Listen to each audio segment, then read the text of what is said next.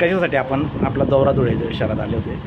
सन्माननीय उद्धव बाळासाहेब ठाकरे यांच्या नेतृत्वात संपूर्ण महिला आघाडी शिवसेनेच्या ज्या वरिष्ठ नेते आहेत ते संपूर्ण महाराष्ट्रामध्ये दौरा करत आहेत। विधानसभा आपण कुठे विधानसभा लढू शकतो, विधानसभेवर आपण कुठे भगवा फडकवू शकतो, यासाठी हा दौरा आहे। ज्या पद्धतीने संपूर्ण महाराष्ट्रामध्ये दौरा केला जातोय त्याच पद्धतीने उत्तर महाराष्ट्राचा देखील दौरा होतोय आणि या उत्तर महाराष्ट्राच्या दौऱ्याची जबाबदारी मी स्वतः उपनिरीक्षक शीतल शेठ देवकर, आमच्या शुभांगी पाटीलताई, माझ्यासोबत रीटा वाघताई आहेत आणि आमच्या अजून एक आमच्यासोबत महिला निरीक्षक आहेत।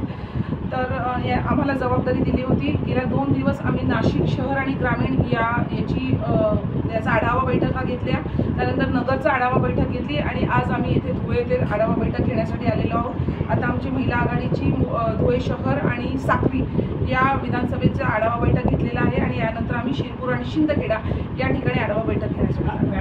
निश्चितच सन्माननीय उद्धव बाळासाहेब ठाकरे हे याचं संपूर्णपणे डिसिजन घेतील, पूर्णपणे निर्णय घेण्याचे अधिकार साहेबांना आहेत आणि आम्ही फक्त इथे आलेलो आहोत की आपल्या विधानसभेमध्ये कशा पद्धतीने महिला आघाडीची बांधणी आहे, कशा पद्धतीने महिला काम करत आहेत आणि महिला संघटना याच्यामध्ये काम करत असताना, या जिल्ह्यामध्ये काम करत असताना त्यांना कुठल्या पद्धतीने कुठल्या समस्यांना सामोरं जावं लागतं आहे, कशा पद्धतीने या जिल्ह्यामध्ये त्यांचं काम आहे याचा संपूर्ण आढावा घेण्यासाठी आणि विधानसभेची आपली कशा पद्धतीने तयारी आहे याचा एक मागोवा घेण्यासाठी आज आम्ही या धुळे शहरात मॅडम ही चर्चा आहे आणि कोणीतरी बाहेरून येते आणि त्याला ही सीट दिली जाणार आहे हे मी तुमच्याकडूनच ऐकते आहे। सन्माननीय उद्धव साहेबांनी अजूनही निर्णय कुठला घेतलेला नाही आहे, या दौऱ्यानंतर तो निर्णय घेतला जाईल आणि त्यानंतरच ठरवलं जाईल।